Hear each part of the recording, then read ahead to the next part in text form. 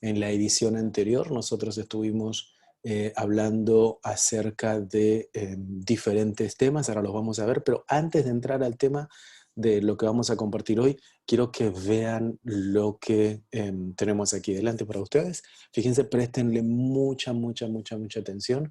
El idioma que se va a escuchar es en hebreo, es un video bien cortito, no más de 2 minutos.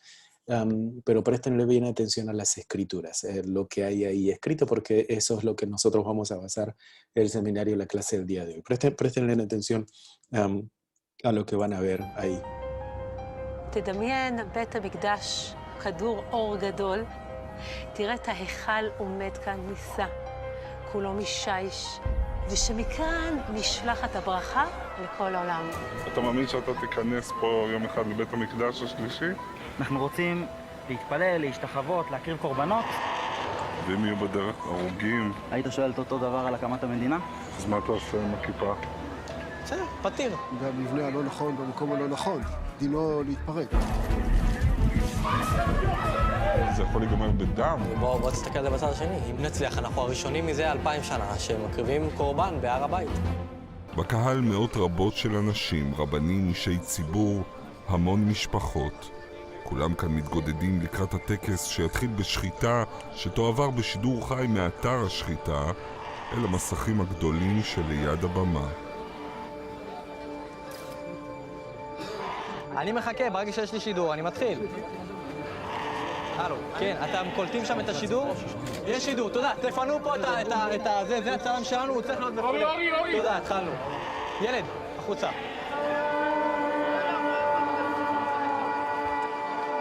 רבותיי, תסתכלו על המסך. באזור השחיטה מתבצעת השחיטה, באופן אמיתי כרגע מתבצעת שם שחיטת כבש, כמו שקורית הרבה פעמים, ובסוף הערב גם יוכלו לקבל. רבותיי, את הכבש צריך להפשיט. איך מפשיטים כבש? קצת דמיון. לא מגעיל אותך כל העשר? מדהים זה לא המילה. אני קצת מכריח את עצמי. כשהשחיטה נגמרת, האיברים הפנימיים של הכבש נשלחים לבמה. הכהנים מזים את הדם המזויף, מברכים את הקהל.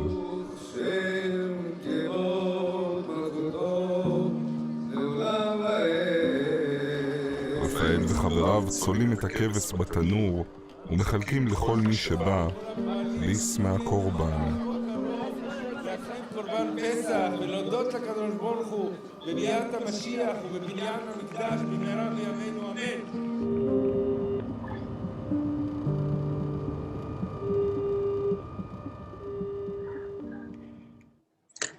No sé si prestaron atención en la última frase que él está compartiendo, le está diciendo: y esperamos pronto por el retorno del Mesías y por la reconstrucción del templo en nuestros días.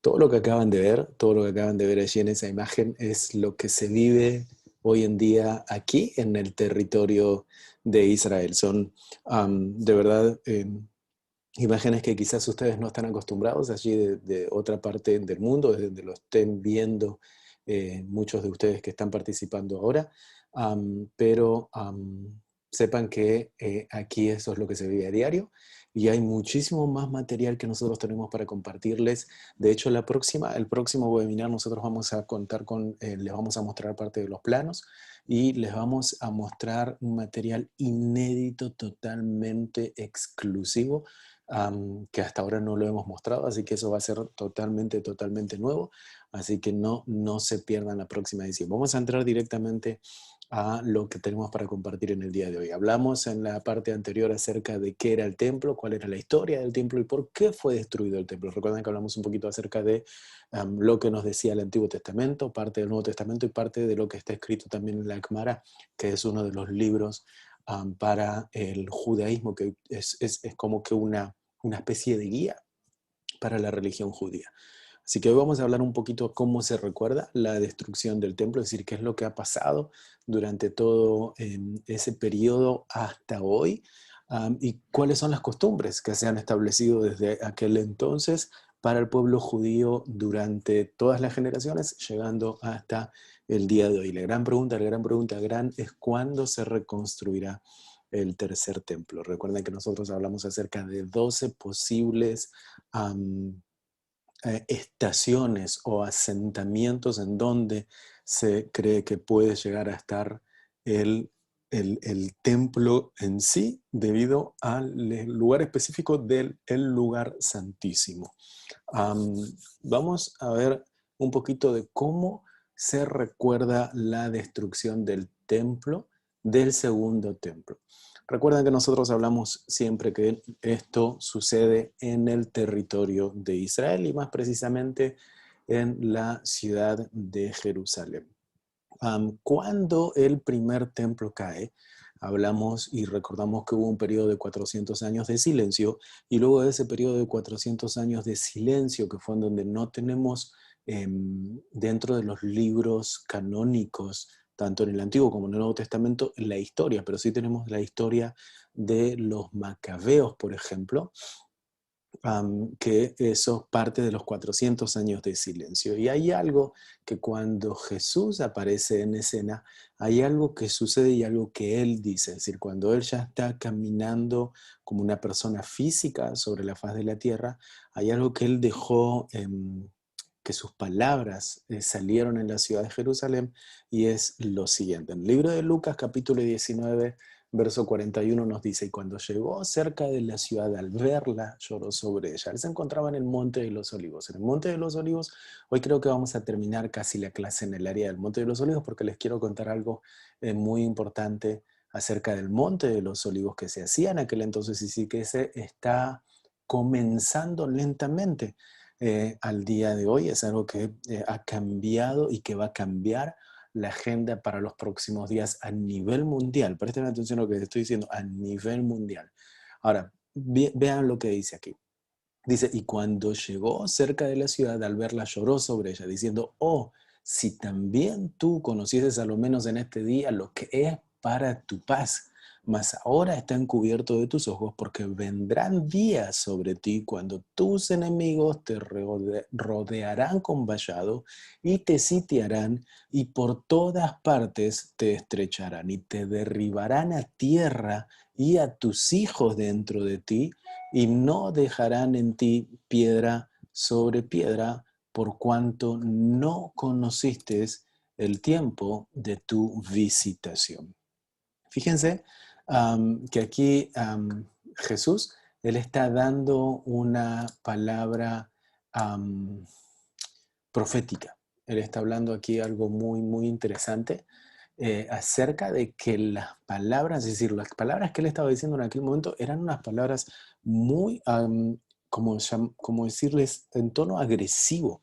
Él estaba haciendo como de manera agresiva para la gente de aquel entonces en la ciudad de Jerusalén, porque estábamos hablando de la casa de Dios. En ese lugar se encontraba la casa de Dios. En ese lugar estaba el grupo más, como decir, para aquel entonces, como más exclusivo. Los saduceos estaban allí encargados.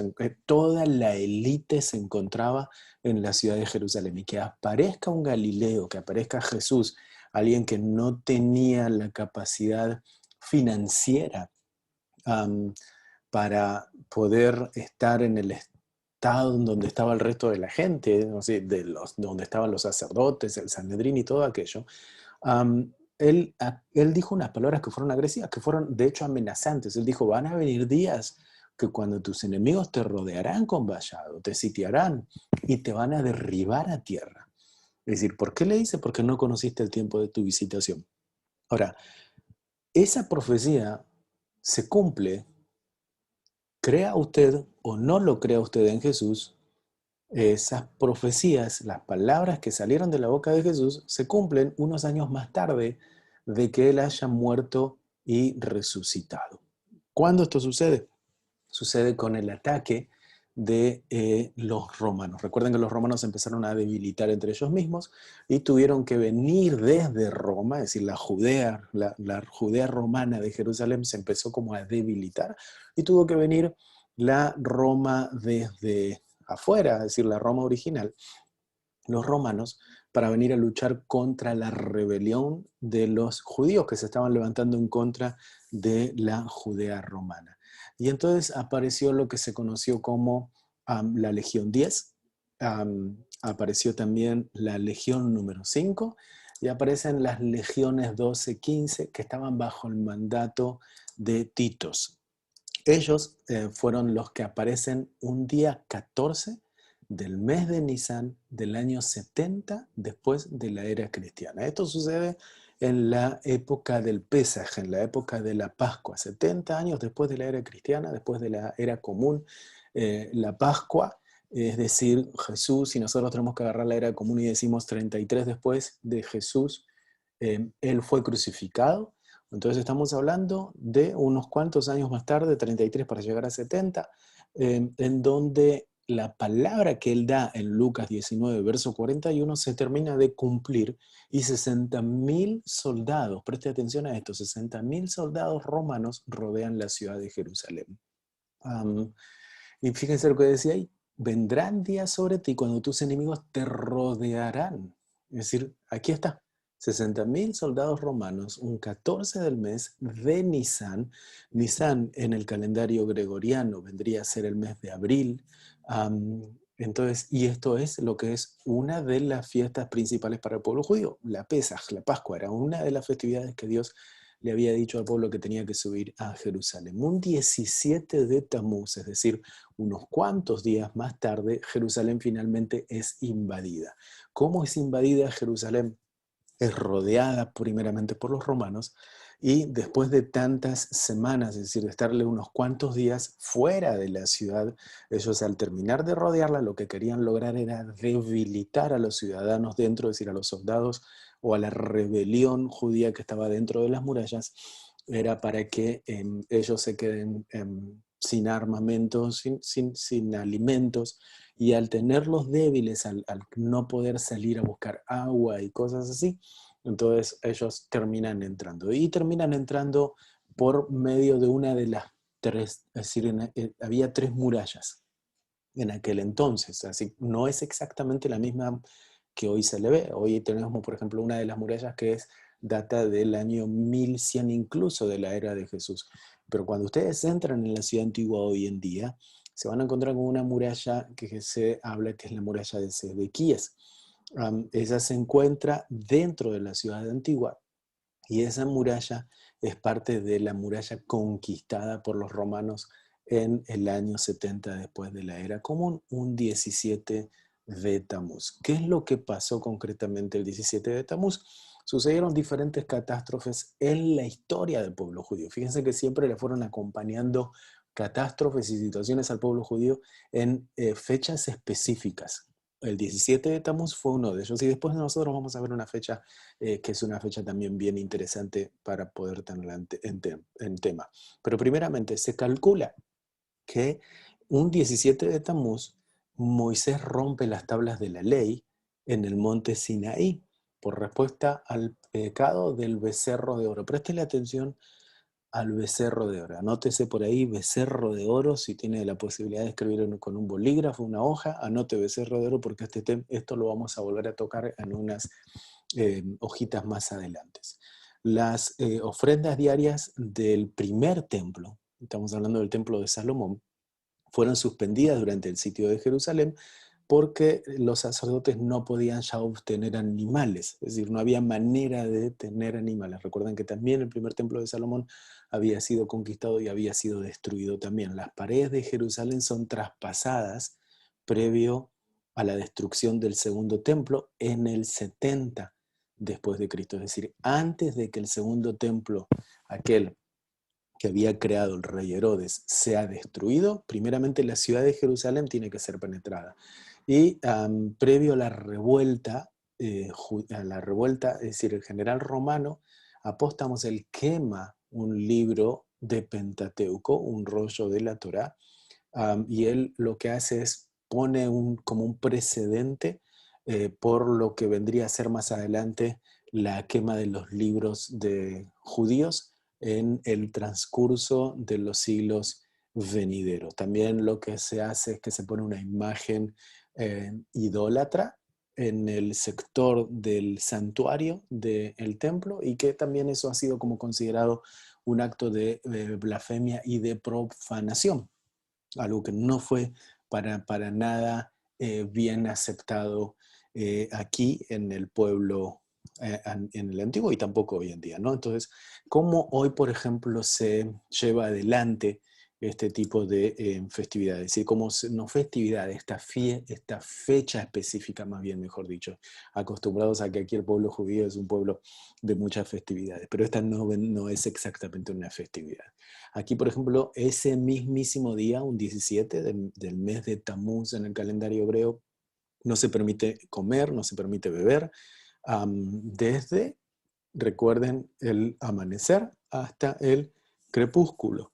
Las mujeres embarazadas y lactantes, ellas, aquellas que tienen o que tienen aquellas personas problemas con la salud, ellos están libres, no necesitan hacer el ayuno. Pero si el día, por ejemplo, coincide con un día Shabbat, el ayuno es postergado hasta el día domingo. Es decir, en Shabbat no es necesario ayunar si es un 17 de Tammuz. Está prohibido si bañarse, ungirse y utilizar calzados de cuero. Perdón, está permitido, no es que está prohibido. El día de la expiación, el Yom Kippur, es el día del perdón que se hace una vez en el año. ¿Recuerdan aquel día que tenía que entrar el sumo sacerdote al templo?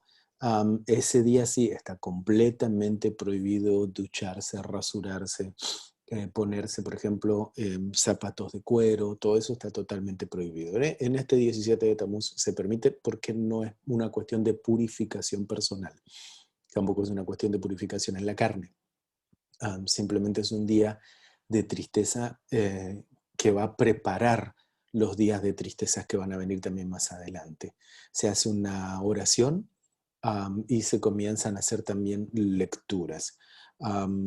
La oración matutina está también relacionada con el libro de Éxodo. Presten atención, Éxodo capítulo 32, verso 11, en donde se hablan acerca de los atributos de la misericordia.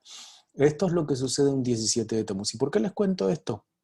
Porque es importantísimo que ustedes logren entender desde el punto de vista judío cómo se lo ve a la caída del templo desde el punto de vista judío y cómo hoy en día el pueblo judío se encuentra en cuanto a que su templo no está. Es decir, por qué es el deseo tan ferviente en muchos de ellos, en algunas corrientes, de querer nuevamente recuperar el tercer templo, recuperar aquel templo que en algún momento estuvo, tanto el primero como el segundo. El 9 de Av es una de las fechas que se les llama, o quizás más conocido para muchos, como Tisha B'Av. Es uno de los días tristes en la agenda del calendario hebreo, y muchas cosas sucedieron a lo largo de diferentes generaciones en exactamente ese mismísimo día. Vamos a ver un poquito una línea del tiempo para que ustedes puedan compararlo. En el 1312, antes de la era cristiana, durante el tiempo de Moisés, los judíos en el desierto reciben el informe de los 10 espías y aparte de ellos, es decir, a algunos de ellos se les prohíbe de por siempre, es decir, de su futuro, la entrada a la tierra prometida. Lo que iba a ser la entrada a la tierra de Israel, no pueden entrar. Un 586 antes de la era cristiana, los babilonios, aquellos que estaban liderados por Nabucodonosor, destruyen el primer templo y se calcula que 100.000 judíos fueron masacrados y millones fueron exiliados. Otra de las cosas, en el 70 de la era cristiana, los romanos, como vimos antes, liderados por Tito, hijo de Vespasiano, ellos destruyen el segundo templo y presten atención a este número. Se calcula que unos 2 millones de judíos mueren y aproximadamente 1 millón son exiliados también. Recuerden que a partir de allí comienza el exilio del pueblo judío que les va a acompañar hasta el restablecimiento del Estado de Israel en el año 1948. En el año 135, ya estamos hablando en la era cristiana, la revuelta de Bar Kokhba. Bar Kokhba fue alguien que se autoproclamó Mesías. Aquellos que están tomando los recursos en línea, de la escuela en línea, desde aquí, desde Israel, saben que estuvimos hablando acerca del Jesús histórico, y cuando tomamos el tema del Jesús histórico llegamos a uno de los recursos en donde hablamos acerca de la época mesiánica, es decir, la época en donde hubo muchos de aquellos que se autoproclamaron Mesías, y de hecho también los encontramos en el Nuevo Testamento, muchos de ellos que se autoproclamaron Mesías. Y Bar Kokhba fue uno de ellos. De hecho, hasta el día de hoy hay una celebración en el calendario hebreo que se hace una celebración en honor a Bar Kokhba. Es un día que se hacen fuego y se prende fuego, hay mucho humo, una cosa muy extraña, ¿no? ¿Qué es lo que sucede? La revuelta de Bar Kokhba concretamente es detenida por el emperador Adriano, romano, y también muchos judíos, 100.000 aproximadamente, son masacrados. En el área del templo y todo el sector alrededor hubo también mucha gente que murió. Jerusalén concretamente es destruida, y ahí es donde se renombra, deja de ser Jerusalén, se transforma en Aolia Capitolina, y es donde se prohíbe finalmente el acceso a los judíos. Es decir, todo judío tenía prohibido el acceso a la nueva Aolia Capitolina, lo que una vez había sido Jerusalén. Desde ahí es donde también deja de ser Israel y se transforma en el nombre que muchos conocen hoy en día por el nombre Palestina. En el año 1492, este es un dato bien interesante también, que es lo que sucede en la era común, en la era luego de lo que es el año cero, un 9 de Av, la Inquisición española. Y es donde termina con la expulsión de los judíos en España. Fíjense qué interesante, ¿no? Que un día mismo en el calendario es como que va permanentemente siguiendo una especie de patrón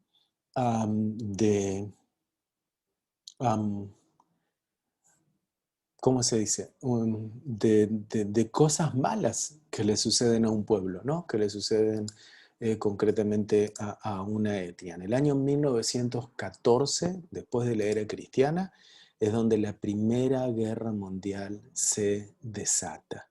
¿Y cuándo sucede? Un Tisha B'Av, es decir, un 9 de Av en el 1914. Fíjense qué interesante. Alemania le declara la guerra a Rusia, y el resentimiento alemán por la guerra prepara el terreno para el holocausto. Es decir, allí es donde termina viniendo el holocausto. ¿Y por qué Rusia? Recuerden que la mayoría de los judíos que fueron expulsados, aquellos en el 135 después de la era cristiana, muchísimos se fueron a lo que era la ex Unión Soviética, Rusia, en donde muchos se establecieron y vivieron allí. Por eso que hoy en día también en Israel hay muchos judíos viviendo en Israel. En la víspera de Tisha B'Av, también el 9 de Av del año 1942, empieza la deportación en masa de judíos hacia el gueto de Varsovia, allí en Treblinka. Es decir, nuevamente vuelve a aparecer el fantasma, el monstruo o la fecha que asusta al pueblo judío, un 9 de Av. Y este es uno de los días más tristes dentro del calendario hebreo, y que está relacionado justamente con la caída del templo, porque tanto el primer templo como el segundo templo caen exactamente en el mismo día. Es decir, los dos son destruidos en el mismo día. ¿Qué es lo que sucede? Es decir, ¿qué es lo que sucede este día hoy en día? ¿Qué es lo que se ha establecido por generaciones para este día de recordatorio de caída del templo? Se acostumbra, por ejemplo, comer una cena abundante el día anterior. ¿Por qué? Porque van a entrar en un ayuno. Y es decir, va a ser un ayuno en donde va a ser un tanto más exigente que el anterior. Se hace lo que se conoce como una seuda mafseket, es una comida en donde solo pueden tener pan, agua y huevo duro. Es decir, algo como que tiene que ser como suficiente, ¿no? Suficiente para poder, digamos, no necesito comer demasiado, ni tampoco necesito comer poco. Tiene que ser lo justo y necesario. El huevo tiene dos simbolismos. Por ejemplo, la forma redonda genera para el pueblo judío el ciclo de la vida. Fíjense que ellos, nuevamente, es interesante porque ellos le están mostrando como una especie, en ese ciclo de la vida, como una especie de patrón, en donde está siempre volviendo ese 9 de Av a hacer algo en contra del pueblo judío. Entonces ellos lo pueden imaginar de esa manera, ¿no? Lo imaginan como una especie de ciclo. Y dicen, es el huevo, es por eso la representación de que el huevo tiene que estar ese día. Pero por otro lado, esa es una de las representaciones, pero la otra representación también, o el simbolismo que tiene, es que al hacerse más duro, es decir, a medida que se cocina, el huevo se va haciendo más duro. Y eso es como una especie de simbolismo de capacidad del pueblo judío para soportar la presión, la persecución, el castigo, el dejarlo solo. Es decir, conforme lo pongan bajo mayor presión, el pueblo como que se va endureciendo más, el judío se va endureciendo más y como que se va fortaleciendo más, al punto de terminar de hacerse hecho, ¿no? De hecho, hay algo que nos dice también en las Escrituras, en el libro de Ezequiel, dice, y el pueblo judío es duro de cerviz. Y es bien interesante también eso, cómo es esto de que el huevo se cocina y se pone duro, pero en realidad el punto allí es que alcanza su punto máximo de fortaleza, de fuerza, de que para el pueblo judío es que se hizo.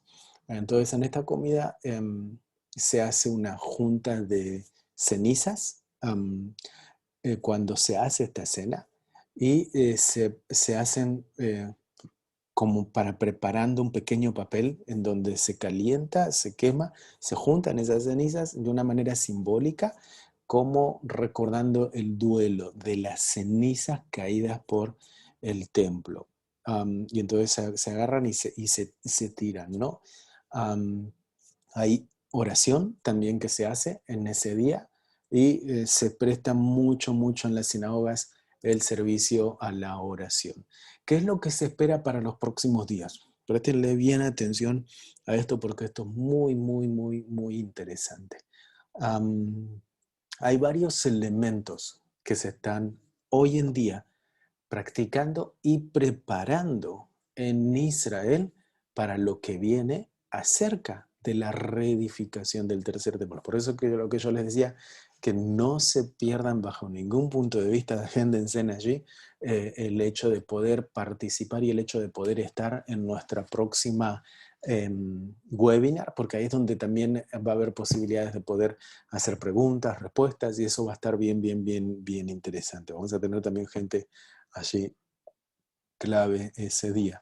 Ahora, esa imagen que ustedes ven ahí delante, habrán visto por el internet, aquellos que les gusta y les fascina el tema del templo, habrán visto por el internet que hay mucha gente que habla acerca de la vaca bermeja, la vaca roja, también conocida. Lo que mucha gente no sabe es qué significa.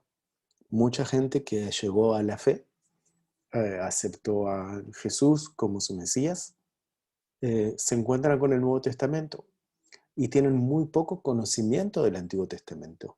Y aquellos que conocen mucho el Antiguo Testamento tienen muy poco conocimiento del Nuevo. Entonces se genera como una especie de desfasaje, como que no se entiende muy bien la relación de uno con el otro. Y la vaca bermeja es un animal que tiene una función en el Antiguo Testamento y en el Nuevo Testamento se la puede llegar a interpretar o se la puede llegar a ver como que ya no hay necesidad, o sea, no sé qué es lo que creen muchos de ustedes que están del otro lado, pero no hay necesidad ya de que esta vaca cumpla la función como se la cumplía en el Antiguo Testamento. De hecho, hay muchos hoy en día, hay diferentes corrientes en el pueblo judío que no creen bajo ningún punto de vista en el Nuevo Testamento, pero muchos de ellos también se oponen a las prácticas de la vaca bermeja.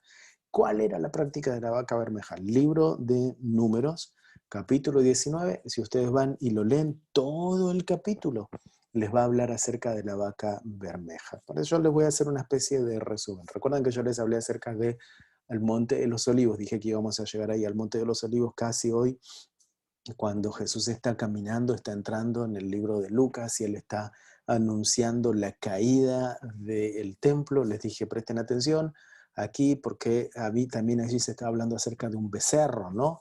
También en varias ocasiones hablamos acerca de un becerro, Monte Sinaí, becerro de oro.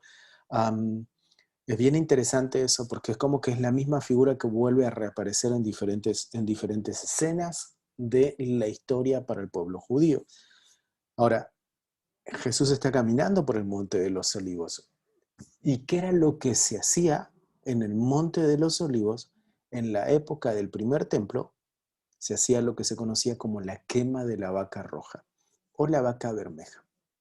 Ahora, el pueblo judío durante 2000 años que no tiene el templo, que no se encuentra el templo, la vaca roja o la vaca bermeja es uno de los elementos fundamentales a la hora de comenzar, présteme atención, de comenzar la práctica de los sacrificios. Sin la vaca bermeja no se pueden, según el entendimiento del Antiguo Testamento en Números capítulo 19, no se pueden realizar prácticas de sacrificio en el templo. Por más que se encuentre el arca del pacto y por más que se encuentre el sumo sacerdote y que haya sido probado que viene del linaje sacerdotal. Es decir, por más que se cumplan con esos requisitos y por más que él tenga la vestimenta de lino, es decir, por más que esté todo, incluso por más que esté el templo allí, obviamente, no se puede llevar adelante absolutamente nada sin antes tener el precedente de la vaca bermeja. Ustedes me van a decir, sí, pero en nuestros países, como en Centroamérica, en Sudamérica, en Norteamérica, uno va por los campos, uno va por Asia, va para Alemania, pasa por los campos en la ruta y mira y hay cantidades de vacas rojas. Hay un montón, hay muchas vacas rojas, y es verdad, hay muchas vacas rojas. Pero el punto es que la vaca roja tiene que ser de Israel. Uno. Segundo, si tiene un solo pelito blanco o un solo pelito de otro color, ya no sirve. Entonces, tiene que ser un animal que de manera natural es completamente rojo y que no le va a salir un solo pelito. Entonces hay un control total en donde van ahí con lupa y lo miran y se fijan, lo peinan, a ver si tiene pelito rojo, no tiene pelito rojo, si tiene pelito que le afecta el color rojo, no tiene. Entonces, si hubo una que la estaban preparando, recuerden que también tiene que tener un periodo de tiempo, y si la estaban preparando y en un momento dado, a partir de los 6, 7, 8 meses, le salió un pelito de otro color, ya no sirvió. Si va y proyecto, hay que esperar a que vuelva a nacer otra en Israel y que también se transforme en una vaca pura, completa, de un mismísimo color. No tiene que tener daños, no se tiene que lastimar, no se tiene que caer, no se tiene que quebrar, no tiene que ser afectada en ningún punto de vista. Es decir, tiene que ser completamente roja. Ahora, ¿qué se hacía? En el Monte de los Olivos se quemaba. Es decir, lo que se hacía es se agarraba la vaca roja, se la sacrificaba, se la quemaba con una leña específica, con una madera específica. Está escrito en el libro de Números 19, la madera que se utilizaba es la madera que también se tiene que utilizar nuevamente una vez se vuelva a hacer este sacrificio, una vez esté el tercer templo edificado. Y una vez que ya se había realizado la quema, entonces tenía que agarrar la ceniza que había quedado y había que dividirla en 3 partes. Una parte iba a ser para la familia sacerdotal, otra parte iba a ser derivada, iba a ser llevada hacia el templo, y otra parte iba a hacerse en el mismísimo lugar en donde se hizo la quema, que es decir, el Monte de los Olivos. En ese mismo lugar ahí tenía que quedarse. Ahora, ¿Cómo se hacía? Es decir, qué era para la familia sacerdotal? Tenía que haber sido, había purificación, tenía que haber sido purificación ¿de qué? De carne. Entonces, ¿qué se hacía? Se agarraba la ceniza de la vaca, se la llevaba al estanque cerca de la ciudad de Jerusalén, se agarraba agua del estanque de Siloé, se la mezclaba con la ceniza, esa agua del estanque de Siloé se la mezclaba con la ceniza y se la ponían los mikves.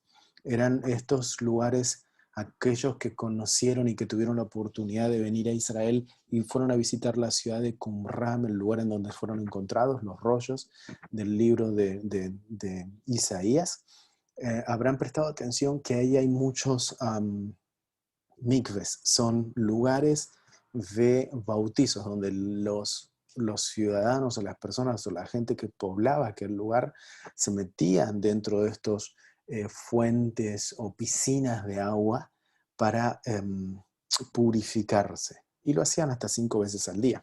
Es por eso que también se cree, recuerden que Juan el Bautista, él pertenecía a ese lugar. Si ustedes van a la ciudad de Jerusalén hoy en día y van por las escalinatas sur, el lugar en donde se podía llegar a entrar desde la ciudad que se conoce la ciudad de David hacia el templo en la ciudad de Jerusalén, en el monte Moriah, había que atravesar unas escalinatas. Esas escalinatas se le llaman las escalinatas sur. Allí mismo había mikves, había piletones, había piscinas en donde la gente se tenía que purificar, meterse dentro del agua, sumergirse, inmersión completa, salir y entonces estaba purificada, ya podía entrar al área del templo. Ahora, la ceniza de la vaca bermeja mezclada con el agua del estanque Siloé era la única materia que podía purificar inmundo. Es decir, era lo que podía purificar la carne inmunda en aquel entonces. Lo único aceptable. Entonces, por 2000 años, el pueblo judío hoy en día no está practicando servicios de sacrificios. No tiene templo, no tiene sacerdote, no tiene profetas. Entonces, aquella persona que por primera vez, una vez se ha establecido el templo, quiera hacer práctica sacerdotal y quiera hacer un sacrificio en el templo, primeramente tiene que ser purificada. Y para ser purificada tiene que hacerlo al estilo del Antiguo Testamento. Números, capítulo 19. Entonces, que tiene que tener una vaca bermeja que sea completamente pura y que al momento de estar edificado el templo, esta vaca esté preparada. Hoy en día, la noticia es que la vaca ya está en el estado de Israel viviendo. No solamente lograron que sea esa vaca, sino que lograron alinear esa vaca con el esposo de la vaca para que sus hijitos sean exactamente igual a esta vaca. Es decir, que comiencen a nuevamente una generación de vacas bermejas en el territorio de la tierra de Israel. Animal puro, sin mancha, de un solo color, listo y preparado para la purificación de la carne inmunda, es decir, de la persona inmunda. Ahora, como dije, eso sucedía en el Antiguo Testamento y aquellos que no creen en el Nuevo Testamento, entonces cuando se vuelva a restablecer el tercer templo, necesitan volver con esta práctica, que se vuelva a hacer esta práctica. Y aquí quiero hacer una especie de aclaración, porque hay muchísima gente que cree en el Nuevo Testamento, pero está esperando la vaca bermeja. Está esperando que aparezca la vaca roja. Es decir, ellos dicen, si aparece la vaca roja, si aparece la vaca bermeja, entonces el Mesías viene. Déjenme decirle que el Mesías no necesita que haya ninguna vaca roja. No necesita que haya ninguna vaca bermeja.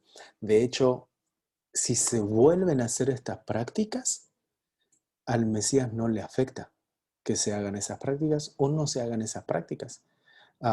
Y espero no ofender a nadie con lo que acabo de decir. Pero creo que es importante nosotros desde aquí que digamos las cosas como se tienen que decir, ¿no? Porque hay muchísima, muchísima confusión y hay muchos líderes que dicen o están muy pendientes con este asunto de la vaca, de la vaca, de la vaca, de la vaca y del templo y de la vaca y del templo, y que es algo que va a suceder, sin dudas, va a acontecer, porque la Biblia nos lo dice que sí va a acontecer, pero no tienen que ser confundidos y volcarse en que si la vaca roja y comienzan los sacrificios, entonces hay mucha gente que va a empezar a lavar y va a estar muy pendiente de la vaca roja y todo eso. Sí tienen que estar pendientes, pero no desde el punto de vista de que van a ser purificados por medio de la vaca roja. No sé si me logro explicarme con esto. Es decir, no necesitan hoy en día aquellos que creen en el Mesías de ninguna mezcla de ceniza ni de agua para ser purificados por medio de un animal. Fíjense lo que nos dice algo en las Escrituras. Si ustedes un día, como dije, buscan en el internet